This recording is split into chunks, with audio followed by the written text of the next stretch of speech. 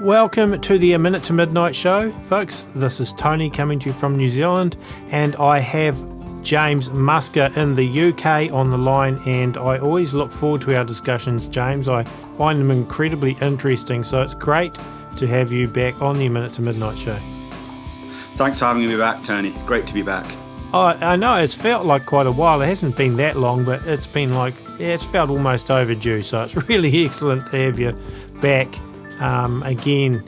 And I think it's going to be a very interesting discussion. I'm sure I'm going to learn a lot. You've sent me some notes and I'm really itching to get into this. So, yep, we're going to be talking mainly about Brexit and what it means and the whole globalist agenda, really, isn't it? Yeah, that's right. We're going to go through some recent updates on the Brexit situation, and then we'll look at the hidden government's role in all this. And that's what really counts. But of course, no one's talking about it at all. So we'll also look at the origins of the EU and see who's really behind it all. Yeah, well, you did right, because it's you'll never see that in the newspapers or in the mainstream media, the fact that the hidden government behind all this, and what there actually is a global agenda and a globalist agenda and things. So, yeah, I think this is going to be a bit of an eye-opener for some people. So, let's get into it. Yeah, well, it's a complicated story, but just so you know straight up, and don't hate me, please, for saying this, but I voted to leave the European Union because I felt it would give the UK a better ability to forge and make its own laws. But to some degree, I think all of us have been wrong-footed by Brexit, both Leavers and Remainers, obviously. And so it's important that we adhere to the will of the people and adhere to what has been decided in the referendum. So I think possibly the only landing zone for Brexit at the moment looks something like the Boris deal that is on the table, although it's really very poor. But it would probably hurt people's jobs to go straight on to WTO rules. And so the hard Brexit option might not be a good one. So can you just explain what WTO rules is to people that are in America? And other places. Sure. It's the World Trade Organization rules, which basically state that the UK would be immediately straight on to their global trading rules with their tariffs and quotas, etc. But the problem is that it's rather a hard landing, and people will lose their jobs and there'll be redundancies. So I'd like to believe that we could leave with the no deal option. But the more I look at it, the more difficult it seems for the WTO option to be that viable. And of course, we're all getting very grumpy with this subject because it's been going on for 3.5 years. And it's kind of part of the cryptocracy, which is the hidden government. It's part of their entire strategy, really, to divide us up and get us squabbling amongst ourselves. That way they keep us sort of down and out of making inroads on their agenda. So we need the debate to be held in a nicer way than it has been. And I haven't seen that much good-natured debate really on it. There's only been sort of name-calling and lying and manipulation of information. So, yeah. So we'll look at what's happening now. A quick overview, shall we? Yep, sounds good. Yeah, we've got the general election coming up on the 12th of December 2019. And you might spot there the 12 and the 12 in December and the 2 plus 1 plus 9. You've got 12, 12, 12, which is 333. I won't go into numerology. My book covers that in quite a major way. But so you're right. It's an interesting date, the fact that, none of these things are coincidence. It's extraordinary, but it really is there. You just have to do the research, and if you're doubting, just do the research. You will come out the other side of a very weird rabbit warren. So for some, it seems that the Brexit that we've got on the table is too kind of light. It's keeping us into the EU too much, and for others, it was too strong. And now we've got an extension until the 31st of January 2020. And there's also this flex extension, which means that the UK can go early. They have to pass the withdrawal bill, and that's a vote of Parliament, which it went to its first reading, but then they were worried about last-minute amendments, so Boris Johnson tried to push it through, but he couldn't really because of Gina Miller's ruling, etc. It needed a majority, but in the end, on that big Saturday that we had, they never managed to have the vote because of the Oliver Letwin amendment, which meant they couldn't pass it through. So the problem is that the people, they want to leave, but all the politicians want to remain. And democracy is sort of slightly thrown out of the window. We'll come on to that. Yeah. So a general election is now being used as a mechanism to produce a majority which might enable us to leave. But it is a very, very high strategy. And a high risk strategy. Yeah. Yeah. Very. So what is Boris's deal then? We'll look at that. The Boris deal is quite similar to Theresa May's, but the problem of Northern Ireland has been changed. This time there would be custom checks in the Irish Sea for goods going from the UK to Northern Ireland. And so it replaces the backstop, which was the issue with Theresa May's deal. And so the customs union will be out of the customs union. The whole of the UK will leave that at the end of the transition period. But in practical terms, it will be treated as if we were still in the customs union for Northern Ireland. This means that the divide between Northern Ireland and the Irish Sea will be where the customs border is after Brexit. So you've got the single market. Northern Ireland will stay in the EU single market pretty much indefinitely, possibly, to avoid the hard border issue with the Irish Republic and doing away with the need for regulatory checks. And Northern Ireland will also be signed up to the single market regulations. So they'll be part of the single regulatory zone covering the entire island of Ireland. However, they're insisting that customs checks and controls will not have to be carried out at the border or even nearby.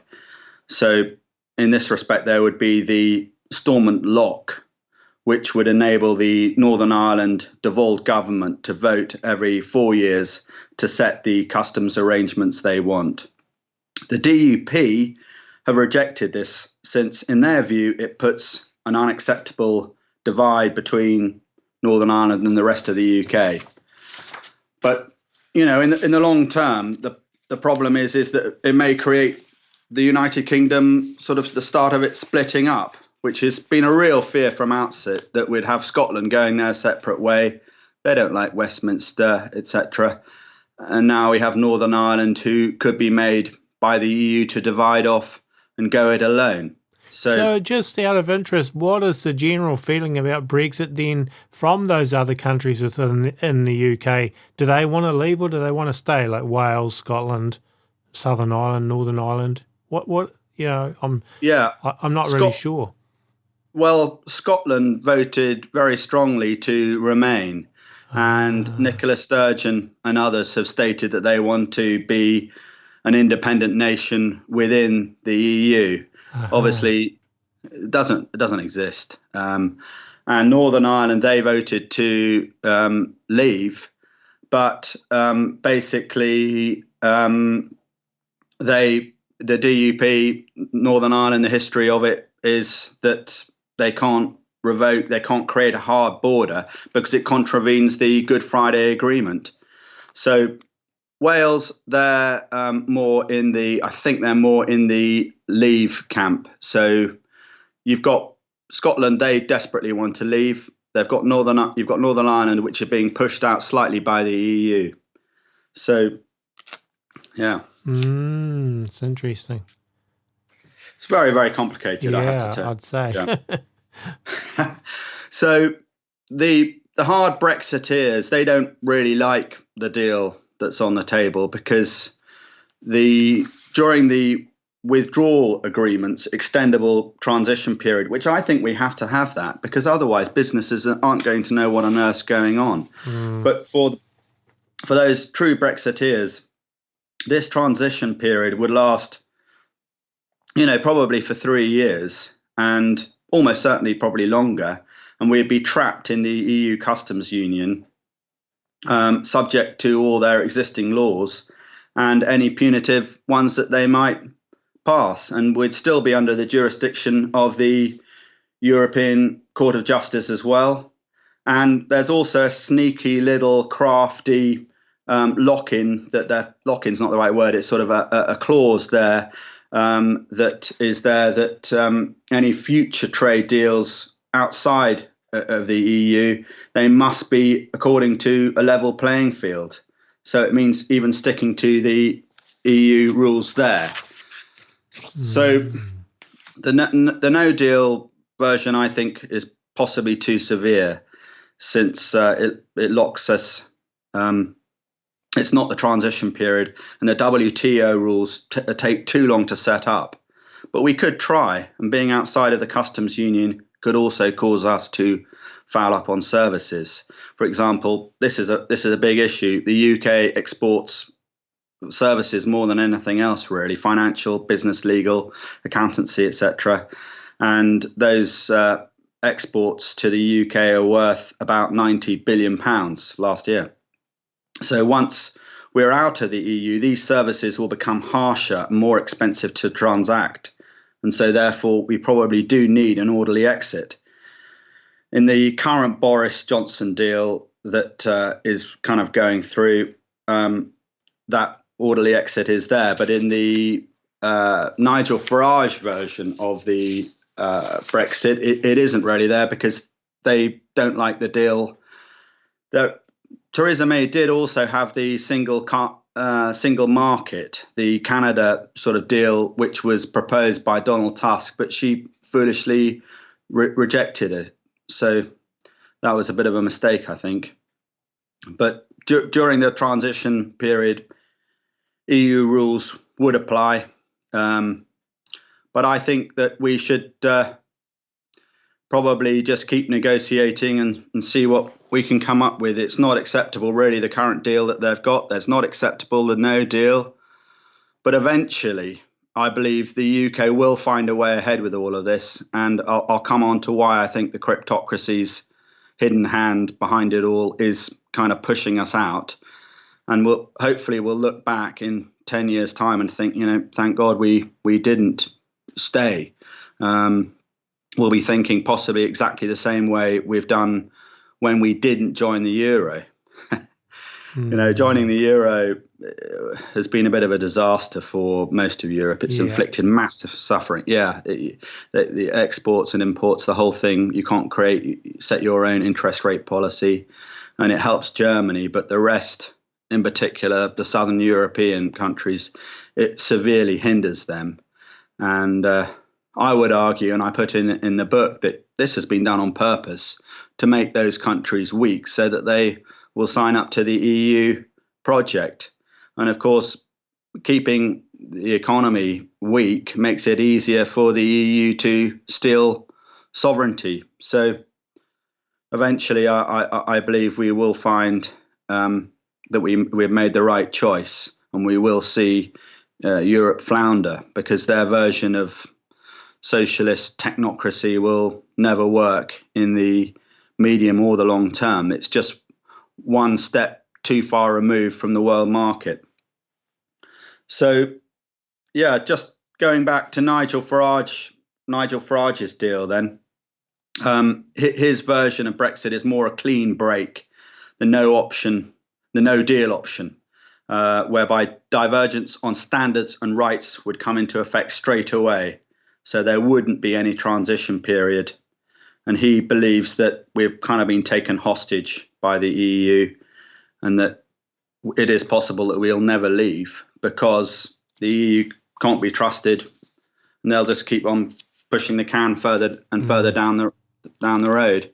So with no new trade agreement with the EU and being locked into their rules, the rules of the World Trade Organization, which we'd hoped to go onto, they may never even materialize.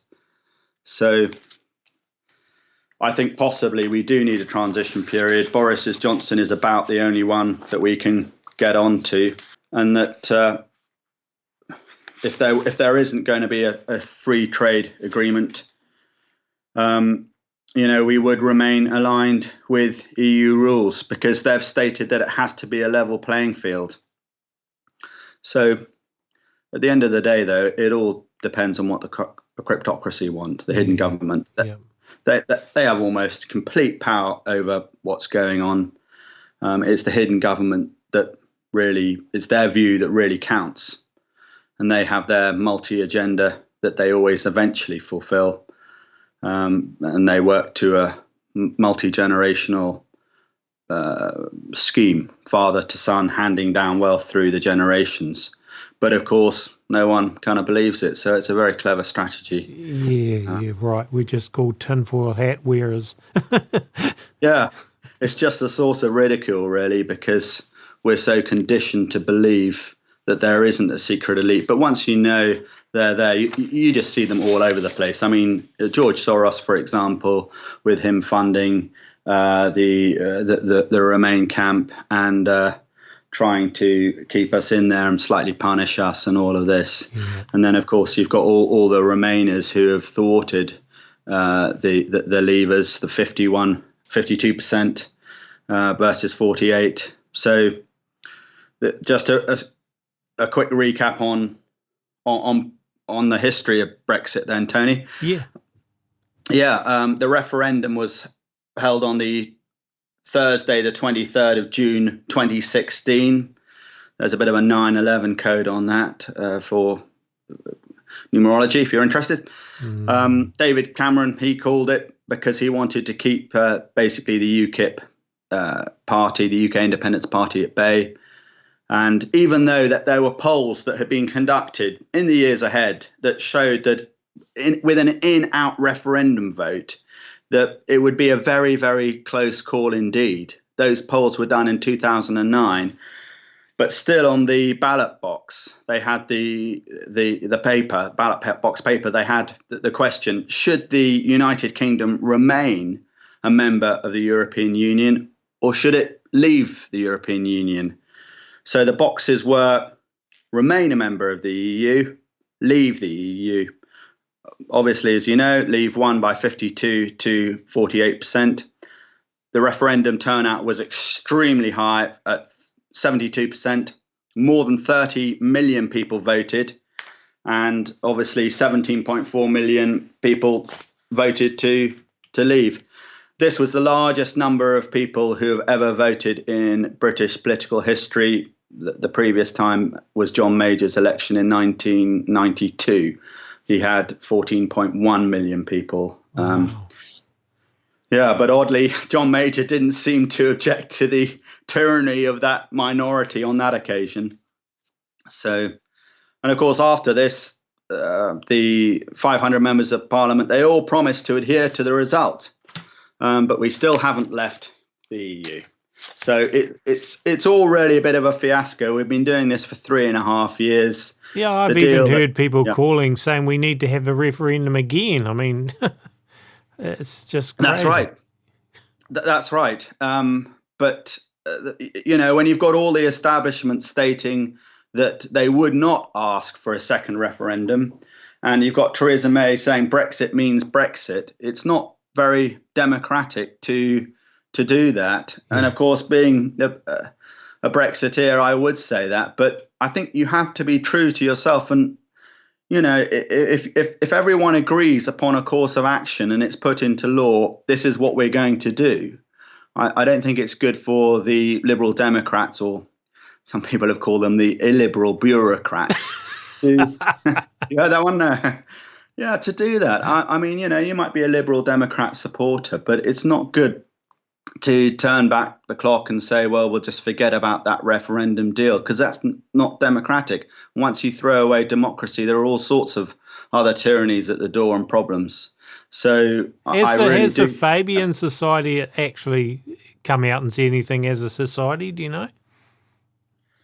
No, I don't know about that. But Oliver Letwin, he's a Fabianist. Although he's a conservative, he kind of put the spanner majorly on that big Saturday date when they were going to vote on the Boris Johnson deal. He put rushed through his amendment, which got signed off by John Bercow. So another bit of a fiasco. But of course, the Fabianists, people on the left, they tend to trust the government. They quite like big government, whereas people on the right, they don't like government. They think that the government's going to take them to odd places. So unfortunately, a lot of this argument has become framed in left and right political terms. And that's a real problem. And I'll come on to why suddenly it dawned upon me that, well, I'll mention it now, that if we do leave, that will kind of indicate that the right were correct all along. And the problem with that is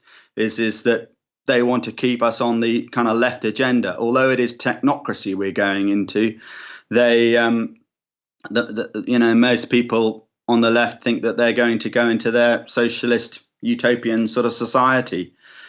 So it all kind of went wrong in many ways, the whole Brexit thing, because the will of the majority wasn't adhered to. And so the deal was declined 3 times in November 2018.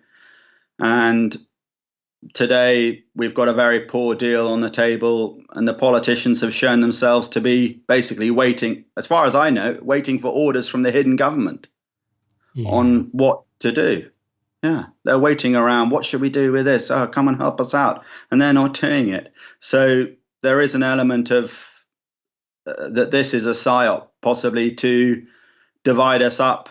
And I'll come on to that in a bit. But it was a terrible shock to the establishment that Leave Vote was there. And it's possibly the case that, the ruling classes of Britain were the only group to overwhelmingly vote to stay in the European Union and to keep on doing that. So it's a question of sovereignty as well. And they did a lousy job, Remain, really, of selling to the people why they wanted to stay in the EU. In many ways, perhaps, being fair, they should have won the argument. But this is their problem, that they never could, because they failed to answer the all-important question. And that is, why has the EU been diluting our sovereignty, and how and why do we need the same laws to trade?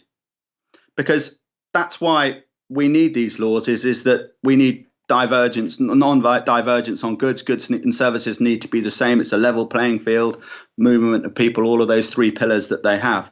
But Remain never answered that question. They just harped on about the economy and doom and gloom and losing jobs. And they couldn't seem to understand that some people, they were happy, well, not happy, but they were willing to take a hit with their job and lose their job because they hated the EU so much, and that and that Remain, they sent the official Remain camp, David Cameron, the Conservatives, they sent out pamphlets to everyone's household stating that they felt that we should remain in the EU. That was a flawed policy, I think, because if someone tells you to do something, you might well do the opposite. Yeah. They said, oh, yeah, so... and the cryptocracy, they knew that. They're the masters of telling us something. I now want you to think of anything but a yellow car. Of course, you're thinking of a yellow car, aren't you? Yeah. In which case, it's quite highly likely that this was done deliberately to create chaos and division, as you've mentioned earlier. That's part of the whole plan, which is, of course, the same plan that's playing out in other places at the moment as well. You're seeing it in the United States, the division and the chaos there, and you're seeing it even in Israel with the elections, that they haven't been able to make a government as well. So far it seems to be a common sort of thread. Yes, there really is. And the election of Donald Trump in November 2016 was almost an exact sort of replay of the Brexit issue, whereby the sort of establishment and the media and the academics, they just couldn't understand what had happened, and they refused to accept the will of the people. And you know what? Even Machiavelli said that he would respect democracy, even the great Machiavelli. So he thought that the will of the people should be adhered to, and that very seldom did the will of the people get things wrong. He didn't believe in the tyranny of the will of the people. So for me, you either adhere to democracy or you kind of get out of the debate. Just, you don't do what these politicians have been doing. And in my view, if Brexit does not happen, and if we have a second referendum, it means that the UK is not a democratically run country. And I know that sounds dramatic, but it is not acceptable for the will of the people to be stopped like this. And democracy only works if the losers to a vote consent to it. So the people who lose the vote have to say, okay, well, I don't like it, but I'm putting my hands up. That's it. I consent to this. Because as soon as you treat democracy as some sort of selective privilege that can be manipulated and changed, rather than a universal right to be demanded, your own rights and freedom are really at risk. And this is what you're seeing. People who are desperate to go into a second referendum, which I think is not acceptable. I mean, if they had another referendum, do you want to have a second referendum? That would be fair, because in that first referendum, we'd be saying, yes, we okay, first referendum we'll get rid of. Now we're going to go forward. It's like setting a law, or so this is where we've arrived at with the Remainer politicians. Yeah, well, it's almost like saying, well, we haven't been able to do a Brexit deal yet, so perhaps people you might want to vote again and say no, then we don't have to go through all this. So let's give you a second referendum because you had enough, you're tired. Yes. It's like, come on. So what would your thoughts be on the outcome of the election? Well, it's very, very difficult to know, and I don't want to make too many forecasts because it's very tricky. But there are surely three main outcomes. You've got one, a Conservative majority. You've got two, a Labour majority, or you've got a hung parliament. Obviously, there are lots of different other ones, but those are the three main. A Conservative majority, perhaps with the DUP included, they would be hopefully able to get it through and help. They do need about 326 people, but right now, on the 4th of November, this is looking, I would say, unlikely, unless he did a deal with Farage. So I think the Conservatives, possibly over the last few days, have made a big mistake not to take that offer, although it would set a new precedent, I suppose. But with the Labour majority and the hung parliament option, both of those might include the Liberal Democrats. Both of those options, those outcomes, there would be the second referendum option on the table. So there's a 2 in 3 chance that it will go to a second referendum. But personally, I think a second referendum is not really acceptable, as I've mentioned before. But yeah, we will see what happens. And of course, it's nothing really to do with the will of the people anyway. It's to do with the hidden government. So, yeah. What about a hung parliament situation?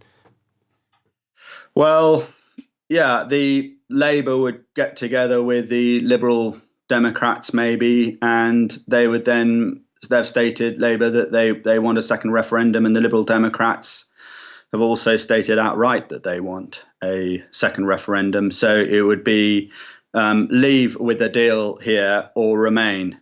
And I don't know, I haven't seen the statistics on what they think would happen in that scenario. But probably we're never going to leave the EU. So it's not what we think and the politicians think and do that counts. It's what the hidden government does. Yeah, so it's like they've pushed it on to the stage where there is another coinciding with another election. This should have been done and sorted long before now, but it hasn't been. Yes. The deals that Theresa May were in the camp more of remain actually than leave, if you think about it, because we would have been very heavily linked in with the EU. So all of this is a slight contrivance, really. Politics is a contrivance. I would argue that it is something to do with the deep state. It's a caricature for the newspapers and the mainstream media. And I know that can get you in real problems with people. But, you know, what they tell us that's going on is not quite what really is going on. And this is because there's a filter on information which we receive. And that filter starts right at the top. They're hiding things. Maybe it's nothing conspiratorial, but the information is slightly agendaed to fit in with what the elite's agenda is. More often than not, we're being led up the garden path to believe and think something that's completely incorrect. We're misled with disinformation, misdirection to sell us an idea or make us think that an idea is our own thought. This is how the deep state works. And a classic example is Donald Trump, that lots and lots of people really, really do genuinely hate him. And it's never occurred to them to think that, maybe it's newspapers and the TV that's been creating that sort of thought in my mind. No, they really, really do hate his policies and everything about him. Oh, honestly, and it's even I just a couple of days ago here in New Zealand, one of our main sort of rags, it's called The Listener, and the front cover is basically, I can't remember, I haven't got it in front of me now, but it's like how to get rid of an out of control president. Yeah, you know, this is a New Zealand paper. What on earth is New Zealand worrying about that? I'm more concerned with how do we get rid of an out of control prime minister that we've got. Yeah, right. Yeah, it's to destroy the political establishment. Remember the Freemasonry maxim, order ab chao, order out of chaos. Yes. And so they have to, so this is destroying the president's the office and reducing democracy so that they can slowly acclimatize us to the new world order. And a lot of these political goings on, we can sort of see the fog slowly clearing. And Brexit's quite an interesting one because it's taken us so long to really spot what's going on because it's been blocked so many times.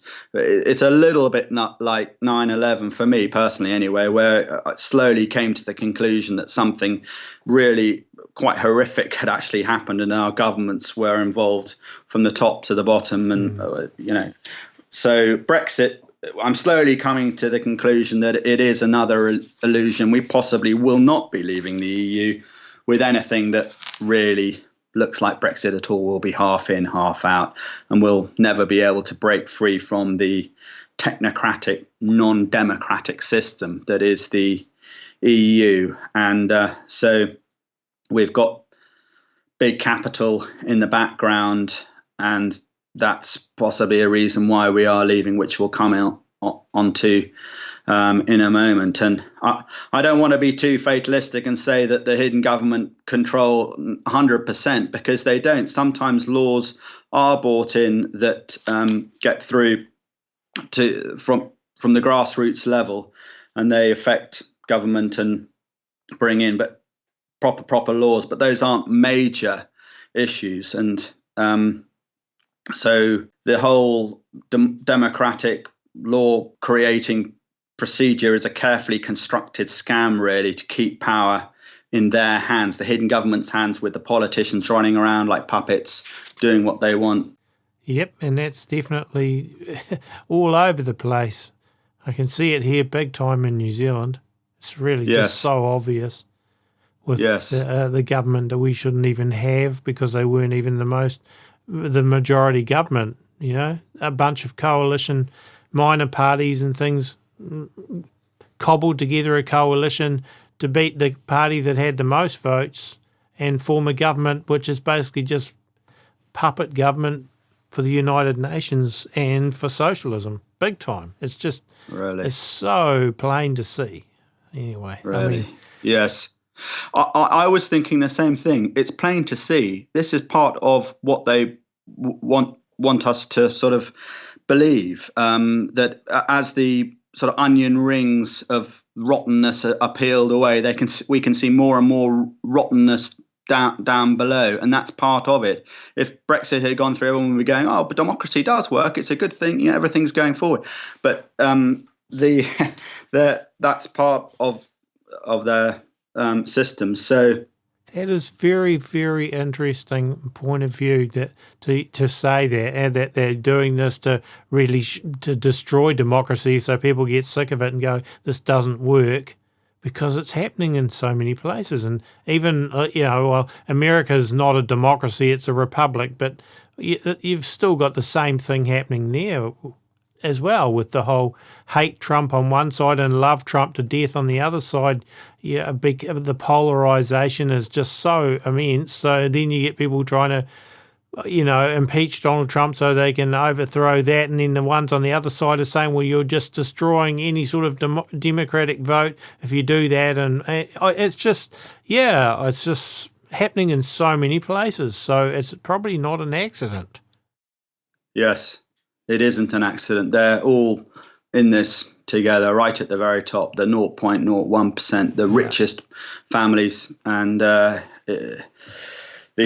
EU, the development and the real history of the EU. Also, you can see the hidden government there straight away. Of course you can. They set up the EU. So before the World War II, there was talk amongst the elite about a Franco-British Union, which was a plan put forward by Arnold Toynbee, and it was eagerly adopted by Churchill, but frustrated obviously by Germany's invasion of France in World War II.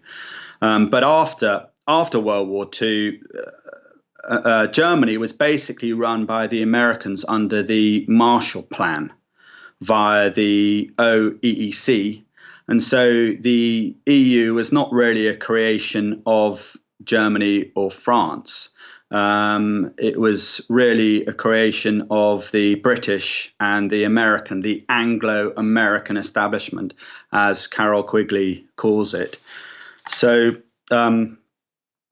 they pushed Jean Monnet forward. He had close links to London and was not involved in European integration until early in 1950. But the previous 2 years, under the Marshall Plan, they had basically been pushing forward this version of the EU. I mean, that's a big statement, but the various councils, the Council of Europe, there was the Hague meeting in May 1948, and that called for a united Europe. And Joseph Rettinger, Bilderberger, was the first Secretary General, and he was bankrolled by David Astor, son of one of the leading Milner Group not original, but later on members, Lord Astor. The Council of Europe was founded on May the 5th, 1949. Spot the numerology there, 33. But the Treaty of London, Treaty of London, 10 you don't drop the zero in that one. The Council of Europe was based in Strasbourg and was originally a British invention, believe it or not. Monnet worked on the Franco-German plan in complete secrecy without the French government even knowing about it, but he was really a front man for the Anglo-American interests of the international bankers. But this embryonic form of the EU at outset was a American-British one.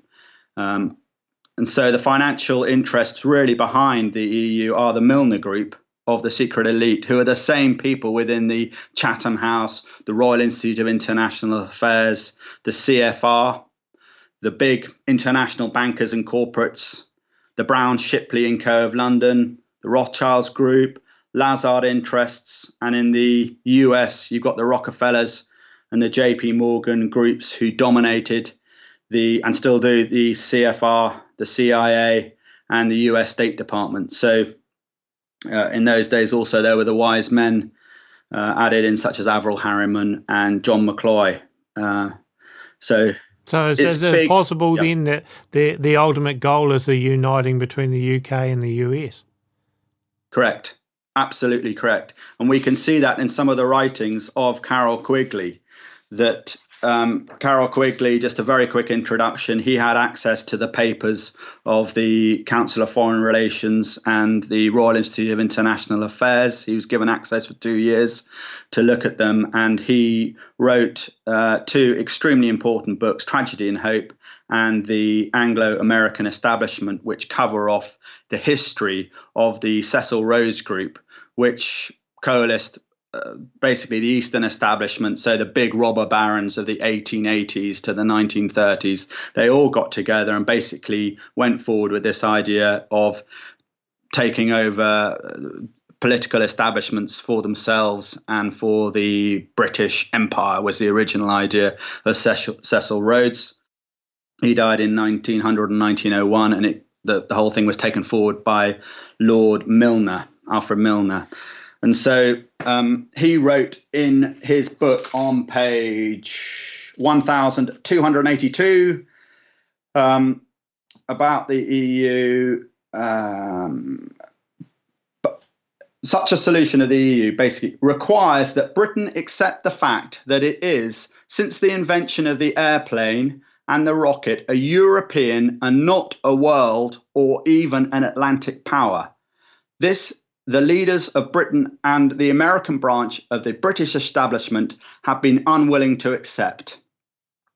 As a consequence, Britain remains aloof from the continent, committed to the Atlantic community and to the Commonwealth of Nations, and accordingly, the political unification of Western Europe stands suspended partway to fulfillment while the German problem is dealt with. So there he's saying that Britain is an Atlantic power, and elsewhere. We've got a bit more here. But de Gaulle will accept Britain into a West European federation only if Britain becomes clearly a European power and renounces its special relationship of close collaboration with the United States, and if it is also willing to subordinate its position as leader of the British Commonwealth of Nations to its membership in the European system. The abandonment of its special relationship with the United States and with the Commonwealth, the two major concerns of the English establishment for more than 40 years, was too heavy a price to pay for membership in the European Economic Community and would have been an unacceptable reversal of established policy. So, there are one or two others where he's stating that Britain is an Atlantic power, not a European one. So who wrote that again, just in case the listeners missed it? Yeah, it's Carroll Quigley. He was an American historian, and he wrote that book in 1966. The Hidden Establishment quashed it until 1981 when it came out, and it's basically a history of the world. Basically, Carroll Quigley was an Illuminati insider, really, wasn't he? Correct. Absolutely. He was given full access. He thought they were doing a good job, and he didn't mind. What he didn't like was the fact that it was a secret, and he felt that it would be best if people knew about it because they were a harmless group, sort of. That's sort of the approach. But some of the policies he didn't like, one of them that he didn't like was the fact that he thought that the Illuminati thought that Britain should be with America and not with Europe. He didn't like that idea. So if you're doubting that what I'm saying is correct, and it's not me, it's Carroll Quigley and others, you could. There's a very interesting link here with the Atlantic Brücher, which is the secret club that Angela Merkel is a member of. And that aims to promote German-American understanding and Atlanticism. It was set up in 1952 by the secret establishment under the Rockefellers, John McCloy, and the CFI, the same group. So it's been, I think, the strategy all along to take us out of the EU, to get us in so that all the other countries would join in, and then eventually to get us out so that it would even up the blocks, for one thing, but also because it would even up the block so America and the UK would be together, and Europe and eventually Russia, believe it or not, would also join in. The Russian connection was mentioned by the head of the Ford Foundation, Norman Dodd, mentioned that the eventual aim of the Cold War was for Russia to join with America. That's what he said. I mean, whether that's true or not, but it is possible. So this is geopolitical positioning, is what's going on here. And so from Americans' point of view, they want to strengthen their position with the UK, and they know that the long-term plan is for the ultimate recovery of the United States, which is a statement from Cecil Rhodes's will, which I mentioned on page 85 of the book. And so this is why we're leaving the EU. It's global positioning for the rollout of the New World Order. And something else, if you look at the map of George Orwell's 1984 book, you've got Oceania and you've got Europe and the undisputed areas. But you will notice that the UK is not federated to Europe, but to Oceania, which contains America. Yeah. And so, yeah, George Orwell was actually an insider. Yep. He wasn't he was an insider. So, yeah, it's interesting. I covered a little bit of that recently in another video with both George Orwell and Aldous Huxley were both members of the Fabian Society, British Fabian Society, and so on, and very much, and of course, very close friends, and that. So again, it just, there's no coincidences. It's, as you've said so many times, it's a plan playing out here. Yes, that's right. And we can see that plan, although some people still seem to struggle with it, which I find a bit alarming. And Brexit is kind of confirmation for how alarming it all really is, because people still can't seem to work out that the EU is actually an instrument of quite bad things, which we'll come on to in a moment. So the next thing I'd like to cover fairly briefly is the Corporation of London, because this is a massive financial centre in the City of London. As you know, it's not quite the City of London. It's different from the larger Greater London municipality, so it's not to be confused with that.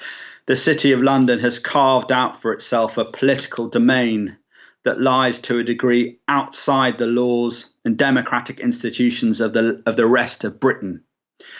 Basically, it's a tax haven in the middle of London, from which a vast global network of offshore havens and international companies and secret jurisdictions emerge like spiders' webs. There are three main layers. You've got the British Crown dependencies, which are Jersey, Guernsey, and the Isle of Man. And then you've got overseas territories, which are kind of the last surviving areas of Britain's formal empire, the Cayman Islands, for example, BVI, British Virgin Islands, Turks and Caicos, and Gibraltar. And so these areas form a massive money laundering network, and the center of which is the city. They're doing the deals, but they're placing it slightly in the hands of others elsewhere. And the problem with these types of tax havens is that they're not really accountable to anyone. In fact, the Corporation of London even has its own seat in the Houses of Parliament.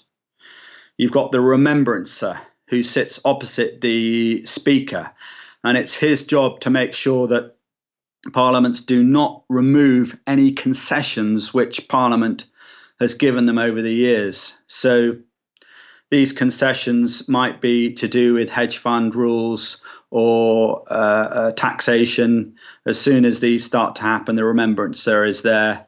It goes back to Henry VIII when he started to steal all of their armour and their plate. They decided to gain a concession within the government, and they put this Remembrancer there, he's not democratically elected. And so he's there to make sure that the cities, the tax haven city, their rules are adhered to. So the EU, we know, has an eye on this, and they've already said that they plan to clamp down on UK offshore havens, and so they'll seek to get rid of the city. So that's good, isn't it? The EU is seeking to get rid of the of the tax haven of the city. Surely that's a good thing. Well, this could be a reason why we're leaving. So it's not very fair, a tax haven, because it means other people have to pay more tax.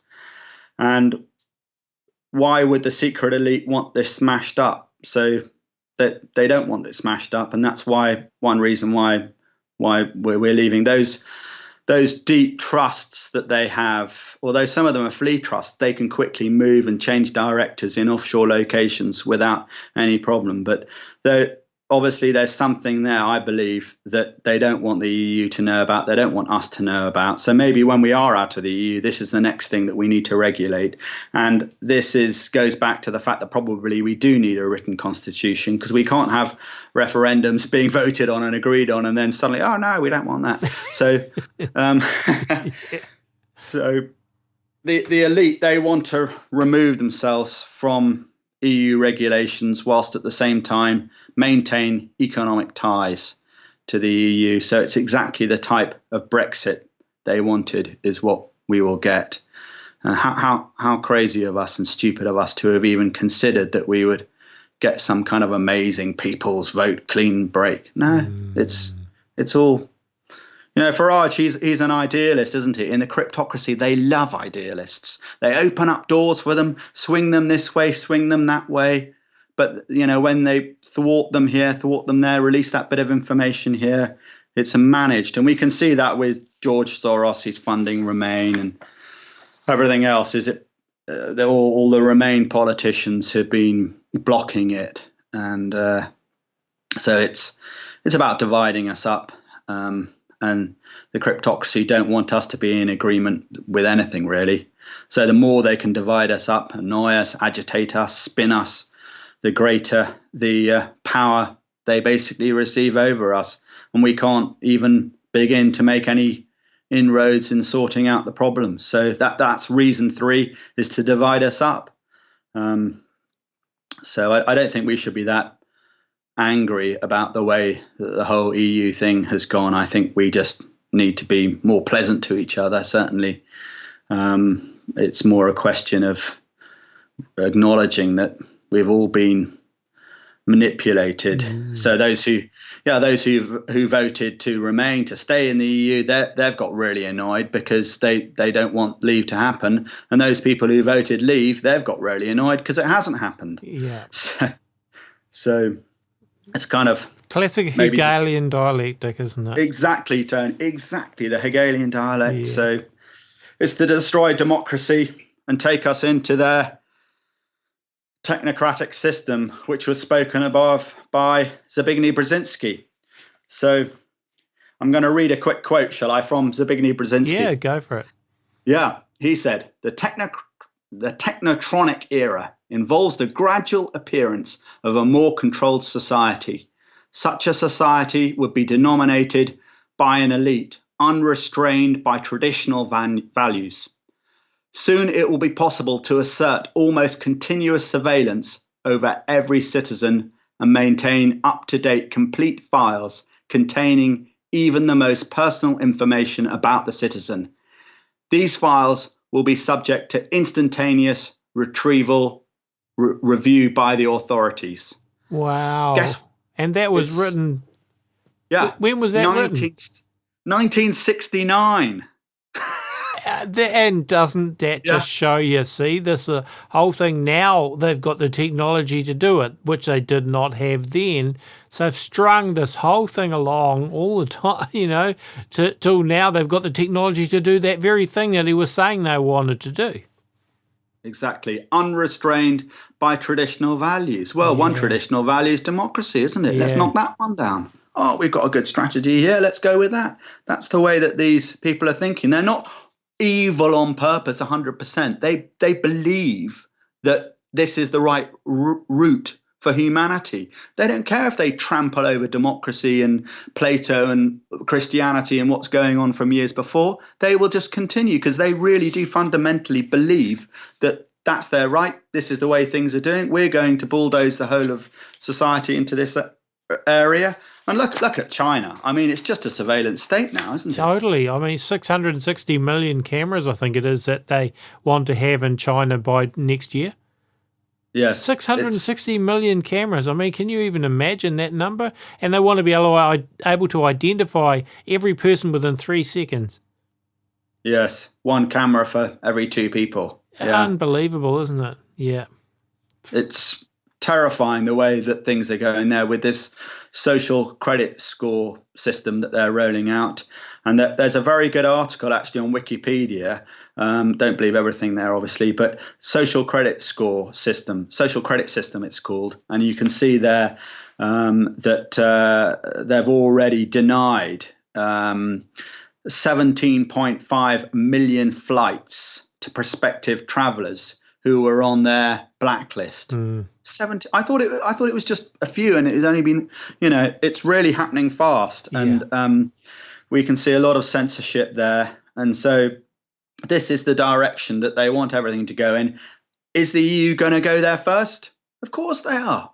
I mean, we've got an awful lot of surveillance cameras as well in the UK, and we've got a very strong social credit score system to do with debt, and that is quite easy to amend to becoming a social credit score. But I don't think we've been missold by the sort of media long term. This is about what the EU is and what it's becoming. Lots of Remainers, and this is a bit of a dig against them, but they seem to believe that the EU is a democratic institution which is going places and it'll sort out the socialist utopian future. I can tell you quite emphatically that that is not the direction that the EU is going in, and that probably 10 years from now, the EU will be like China. It'll be a complete police state and total technocracy everywhere, where the energy, you get possibly even as far advanced as social credits and an income that's paid by them to keep things all going. So it's not pure socialism, it's technocracy. And this is what SMART is, smart technology. It stands for system monitoring and reporting technology. Everyone will have in their house smart electricity and gas, etc. Meaning, of course, that we are all going to be monitored and reported on in our own homes. Yes, James, why are you using that much electricity this week? Well, I had my underfloor heating on, whatever. It's terrible. But of course, if I was trying to get a flight later on, they might stop me. Sorry, you can't go there. You're getting on a train, Yes. And so it's the new world order. It's in the pipeline. We can see it. It's the rule of the expert. There won't be any real politicians representing us in government, as there isn't now, really. It's a joke, isn't it? Yeah, it is a joke. Yeah. There'll be yeah. I mean, you can see a combination of George Orwell's book and Aldous Huxley's book. That's what we've actually got. Well, that's what's coming. Yes. It was like two sides of the coin. Yes. Yeah, both of them, from the left, it's not really socialism that we're going into. It's the slow creep of the socialist agenda, which is being swung over into the economic technocratic society. So they'll control all resources and consumption, and even seeds like Monsanto, so that they can control food production, water, everything. And if you're not adhering to their what they want, then they'll cut you out. So it's a brilliant way of stopping freedom of speech. You'll still be allowed to say things, but guess what? You'll just be sort of down and out in society. So shut up, because you won't be allowed to fly next week, or get on that train, or you'll lose your job, or you'll have X number of amount deducted out of your digital currency that you'll have at that point. Yes. And so when tyranny does arrive in the EU, it's not for me to say, but we're not going to be bailing them out. We've done it twice or 5 times, I think, historically. When in World War I and II, I wasn't there, but obviously, you know what I'm saying. We're not. The debate on Brexit it needs to go forward, and I think we need everyone to be a bit more honest and a bit more transparent. This is the kind of conclusion. We can't have that much spin and lies and disinformation anymore in this area. If we're going to recover and go forward, we need to maybe be a bit slower at taking offense and getting insulted about what we're saying, and a bit quicker at forgiving each other and having a laugh about it. And this is what I think we need to do next, and acknowledge that probably the best people to govern the people of Britain are the people of Britain through the ballot box as a nation. What's wrong with that? The best people to govern Britain are the people of Britain, not people in the EU. And I know you see the Milner group, the cryptocracy, they're really cosmopolitan. They're not nationalistic. But I'm not nationalistic either, but I do believe in democracy and that the people of Britain are the best people to make their choice. Don't give it away. And especially don't give it away for nothing, which is what we're getting with the current deal on the table. We're basically tied in still. But I don't think the no deal is going to work either. So there we go.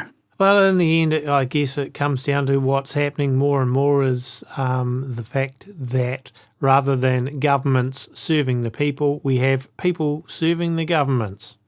And that is, and of course those governments are beholden to that technocratic elite that you were talking about. A brilliant discussion, James. Can you just give our listeners that book of yours, which I've told people they should get before, and if they haven't got it, I would recommend it again. Yeah, sure, Tony. It's called The New World Religion and the Beliefs of the Elite, and it's available on Amazon in Kindle and paperback format. And please do buy it. It covers a lot of these sorts of issues, and particularly the religious aspect. So I hope you'll enjoy reading that and learn a lot from it. It's a great reference book. Even after having read the book, it's a great place to just refer back to because there's so much great information in it. Highly recommend it. So thank you so much, James. It's been another great discussion, and we'll have to have you back again before too long. Oh, that'd be great. Thank you so much then, Tony. God bless. God bless you too. And folks, don't forget to like this video and subscribe to our YouTube channel if you haven't already done so, and share the video. And also, of course, you can find it on iTunes as well, and on our website, aminutomidnight.com. We all put all of our shows on all of those places, YouTube, iTunes, and directly on our website. Visit aminutomidnight.com, and if you want to donate to us, you can as well. We run 100% by donations, and I'm very grateful to the people that do donate to keep this running. So one last thing, the music I've written, played and recorded, and you can download that if you want on the website too. And we do have a forum there if you want to join that as well. So folks, thanks for listening, and we'll be back in a few days' time with another episode of the A Minute to Midnight Show. Until then, God bless and have a great week.